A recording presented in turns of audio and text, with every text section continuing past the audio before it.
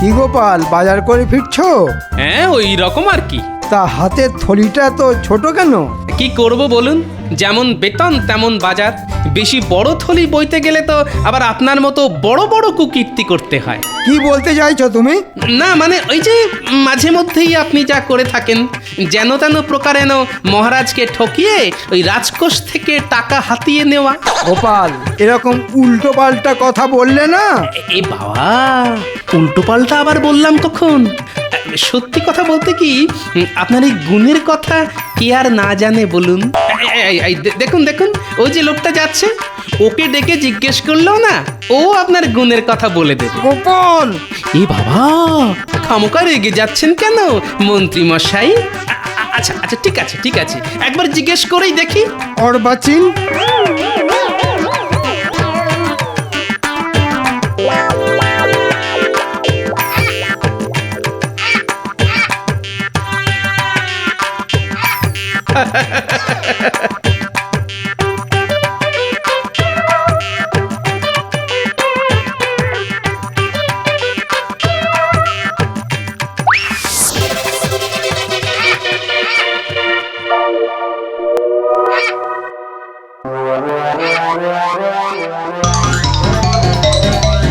আরে আরে আরে আরে, আমার সাধের মাছ!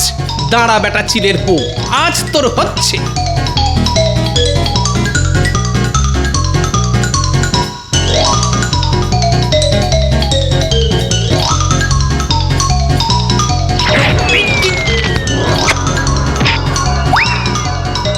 হে, আলু পটল রাস্তায় গড়াগড়ি খেলো রে। তুলে দাও। দেখছো না চিলের পেছনে দৌড়চ্ছি।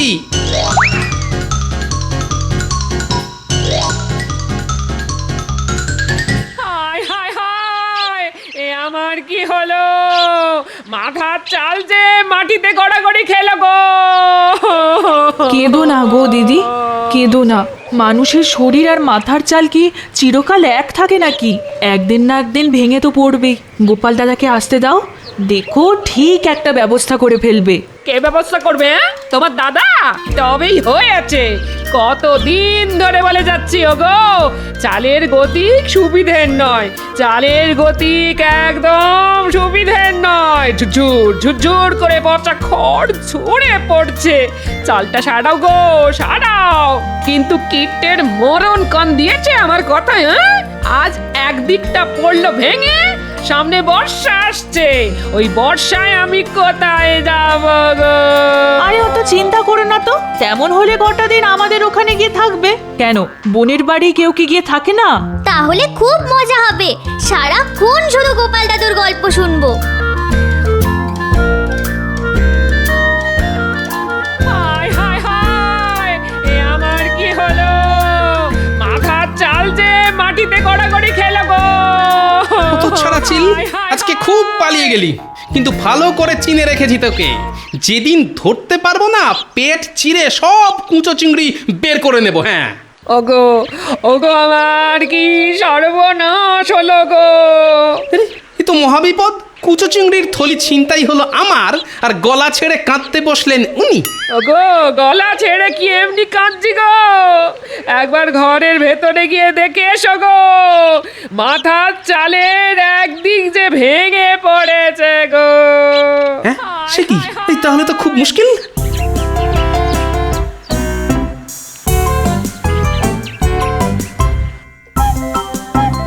ওফ, কার মুখ দেখেছে আজকে উঠেছিলাম কে জানে। হাত থেকে কুচো চিংড়ির থলি গেল, ঘরের চাল গেল। ও কি ক্ষতি, কি ক্ষতি! ক্ষতির ওপর ক্ষতি, ক্ষতির ওপর ক্ষতি। কত টাকা আবার গচ্চা যাবে।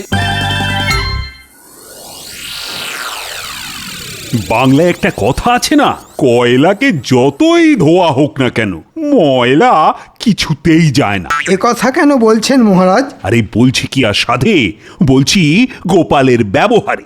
এত করে বলা সত্ত্বেও একদিনও যদি সময় মতো আসে। ইয়ার এমন নতুন কথা কি? কিছু মনে করবেন না মহারাজ, আসলে আপনার কাছ থেকে ভালো ব্যবহার পেয়ে পেয়ে ও এতটা বেপরোয়া হয়ে গেছে। আজ আসতে দাও ওকে, আজ দেখিয়ে দেব খারাপ ব্যবহার কাকে বলে। আর কত খারাপ ব্যবহার করবেন মহারাজ? মানে মানে বলছিলাম, মাথার উপর ওই যে উনি বসে আছেন, তিনি আর আমার সঙ্গে আর কত খারাপ ব্যবহার করবেন। মানে কি বলবো মহারাজ, আমার এখন খুব খারাপ সময় চলছে। কিরকম? দেখুন না, সকালে হাত থেকে কুচো চিংড়ির থলি চিল এসে ছ মেরে নিয়ে পালালো। ওদিকে বাড়ি গিয়ে দেখি ঘরের চালের একদিক ধসে গেছে।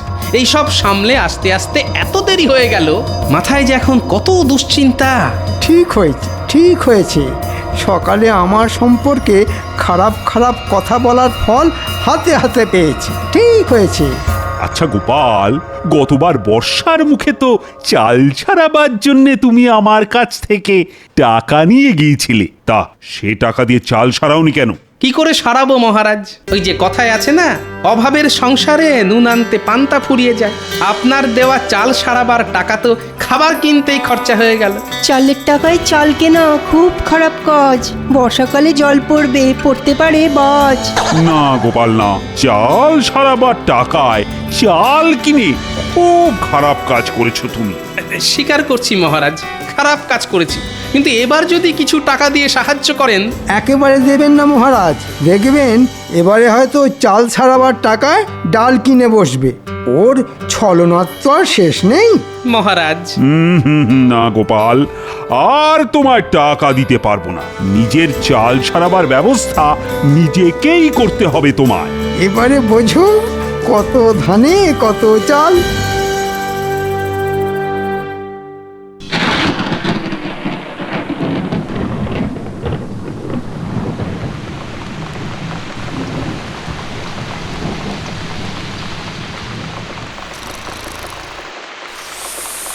এ বাবা, আকাশের জল যে গায়ে পড়ছে। হায় হায় হায়, এ আমি কার হাতে পড়লাম গো? ঘরের ভাঙা চালটাও মেরামত হলো ওই রে শুরু গো। হয়ে গেল মাঝরাত্রিরে কীর্তন। কীর্তন না গিয়ে রাগ প্রধান গাইবে। বলি সারা রাত ঘরের মধ্যে বসে বৃষ্টিতে ভিজে যাবে। আরে জল পড়ছে তো এদিক দিয়ে, তা ওদিকে সরে গিয়ে শুলেই তো হয়। আমি কোন দিকে নড়বো না। হ্যাঁ, কালকের মধ্যে ঘরে চাল সারিয়ে না দিলে আমি কিন্তু ভিজেই মরে যাব, এই বলে দিলাম। হ্যাঁ ঠিক আছে, কালই ঘরামিকে ডেকে আনবো।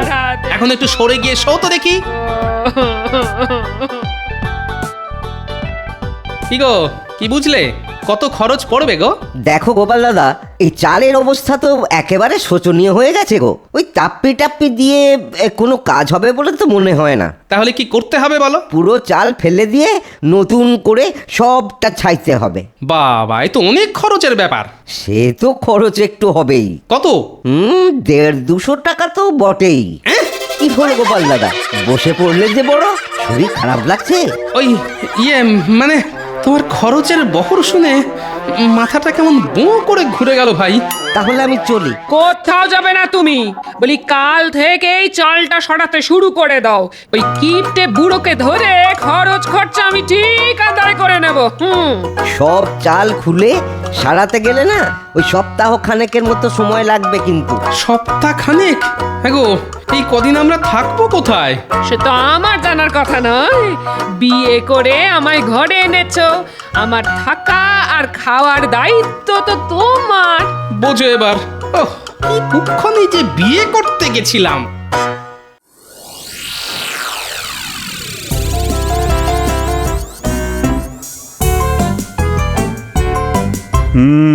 প্রকৃতির চরিত্র বোঝা কার সাধ্য।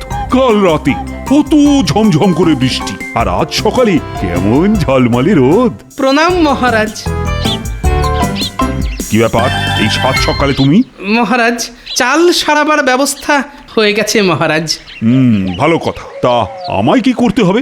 না মহারাজ, টাকা দিতে হবে না। ঠিক করেছি ভোলা ময়রার কাছ থেকে চড়া সুদে কিছু টাকা ধার করে চাল সারাবো, তারপর না খেয়ে ওই টাকা শোধ করব মহারাজ। খুব ভালো, খুব ভালো। কিন্তু মহারাজ, আমি থাকবো কোথায়? কোথায় থাকবে মানে? ঘরামি বলেছে সমস্ত চালটা খুলে ফেলবে আর সারাতে লাগবে 1 সপ্তাহ। এই কটা দিন আমি কোথায় মাথা গুজবো মহারাজ? ও, সেসব আমি কি জানি। তোমার তো চেনা শোনা অনেকে আছে, তাদের কারোর বাড়িতে কটা দিন কাটিয়ে দাও না। হ্যাঁ, ওই পুটির মা বলেছে বটে, তবে তার নিজেরই তো ছোট ঘর, তার উপর বাচ্চা কাচ্চা। আচ্ছা মহারাজ, কটা দিন আপনার বাড়িতে যদি থাকি? না না না না না, সেটা হয় না। তুমি অন্য কোথাও ব্যবস্থা দেখো।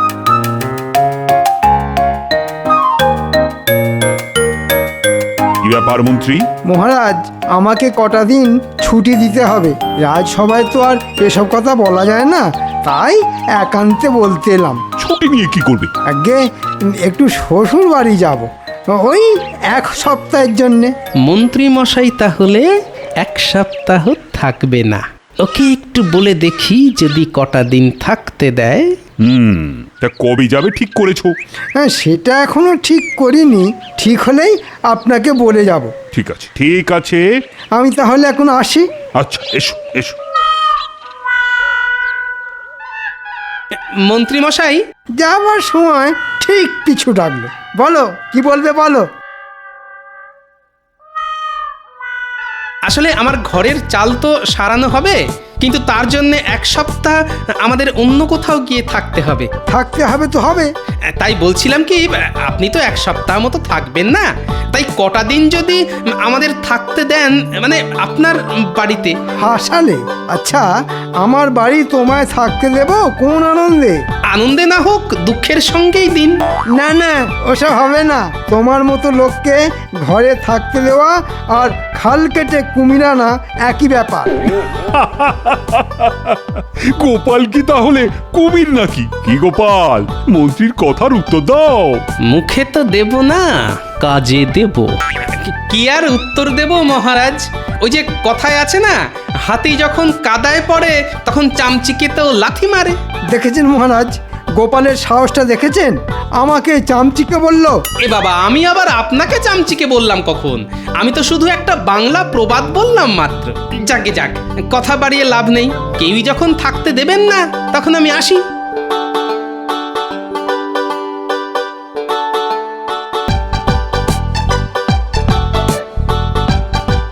তাহলে বুঝতে পারলি তো কি করতে হবে? খুব পেরেছি গোপাল দাদু, দেখো না কি করি। হাড় একেবারে কাঁপিয়ে দেব। এমন নাচা নাচিয়ে দেব যে পালাতে আর পথ পাবে না। বাহ, এই তো চাই। তাহলে রাতের বেলা আবার দেখা হবে। পুটি, তোদের ওটাকে তাহলে কোলে করে নিয়ে আসিস। তুমি কিচ্ছু চিন্তা করো না গোপাল দাদু। আমরা তাহলে এখন আসি। হ্যাঁ, আয় আয়।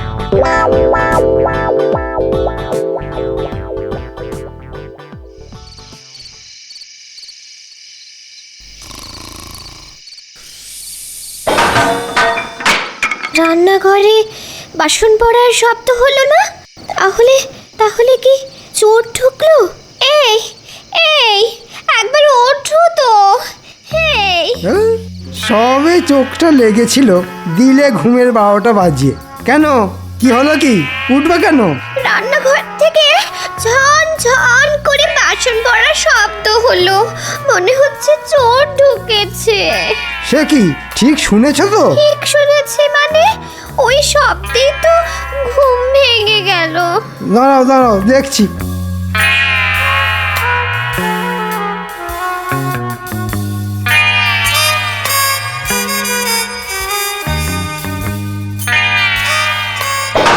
কে কে কে কে কে কে কে রে?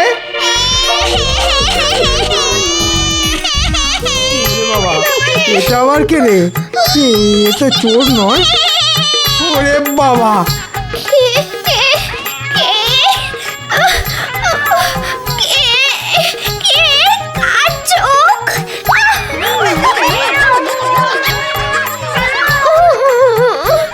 এই কি হলো গো?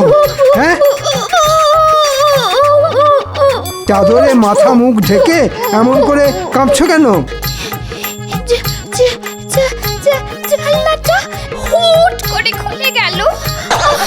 তারপর দেখি দুটো চোখ জল জল করছে, জল জল করছে। জানলায় একটা কালো বিড়াল। সে কি, জানলায় তো ছিটকিনি ছিল, আর কালো বেড়াল কোত্থেকে এলো? আর উনুনের ওপর ওই সাদা মূর্তি। ওগো, আমাদের কি হবে গো? কালো বিড়াল তো খুব খারাপ জিনিস। জন্মে তো আমাদের বাড়িতে কোনো কালো বিড়াল দেখিনি।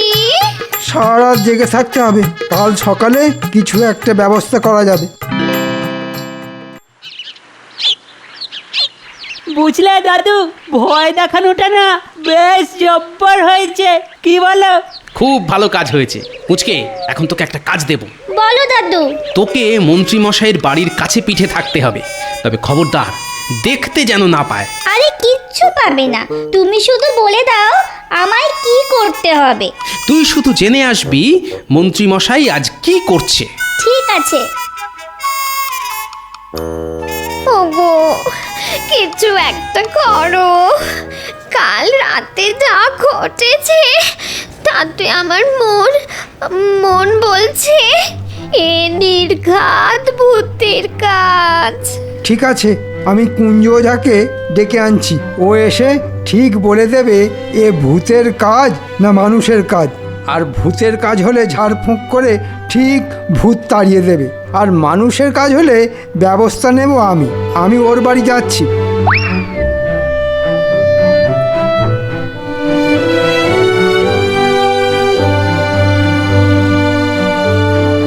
কিরে, কোনো খবর আছে? আছে মানে জব্বর খবর। ভূত তাড়ানোর জন্য মন্ত্রী মশাই কুঞ্জ ওঝাকে ডাকতে গেছে। ঠিক আছে।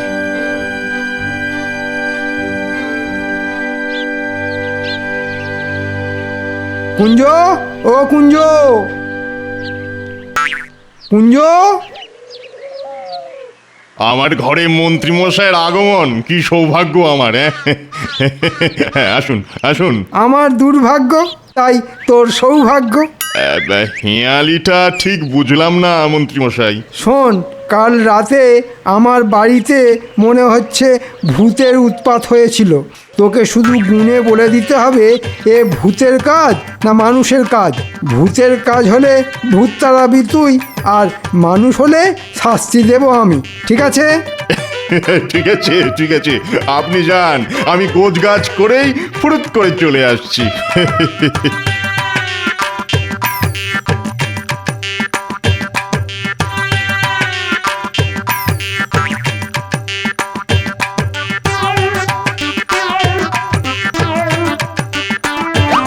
কুঞ্জরে, কি সৌভাগ্য, গোপাল দাদা যে। এসো এসো দাদা। শোন কুঞ্জ, তুমি কিচ্ছু চিন্তা করো না গোপাল দাদা।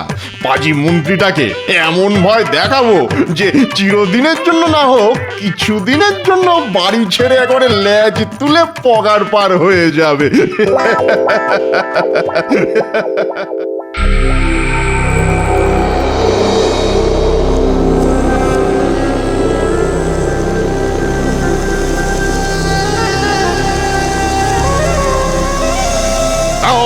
রিং রিং ছক্কা রিং রিং আক্কা ডং ডং কুং গাং মুং ভূত। কি বুঝলি কুঞ্জ, রাতে কি ভূত সত্যি সত্যি এসেছিল? কথা নয় কথা নয়, গণনা করতে দিন গণনা করতে দিন।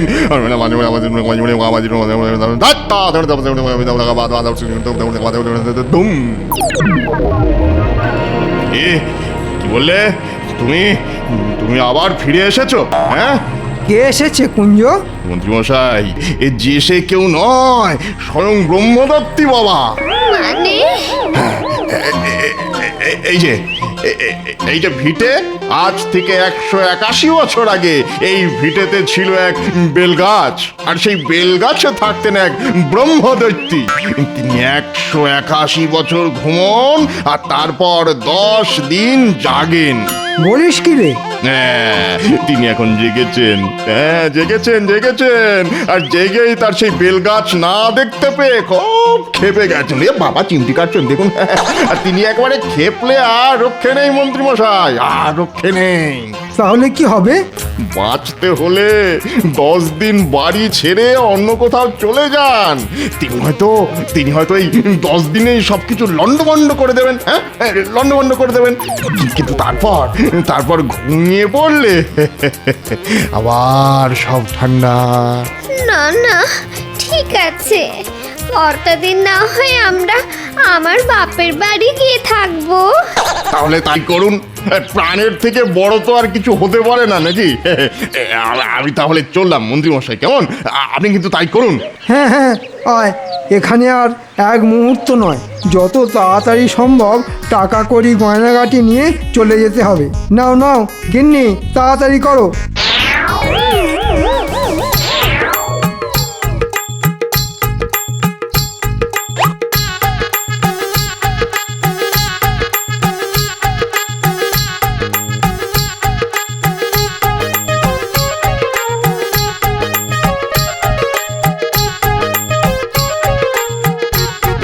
ব্যাপার মন্ত্রী মশাই, অন্তদন্ত হয়ে কোথায় চলেছেন? জমের বাড়ি থেকে বাঁচতে শ্বশুর বাড়ি যাচ্ছি। আর আপনার বাড়ি? ওটা এখন ভূতের বাড়ি। আরে দাঁড়িয়ে পড়লে কেন? চলো চলো।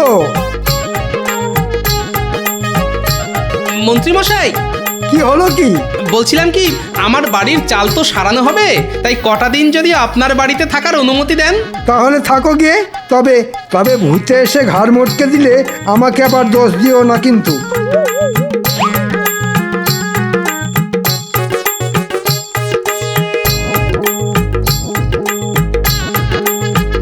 যা, তোদের দিদাকে গিয়ে খবর দে, বলগে যা থাকার ব্যবস্থা হয়ে গেছে। এই না হলে গোপাল দাদু দুষ্টু বুদ্ধিতে যার জুড়ি মেলা ভার।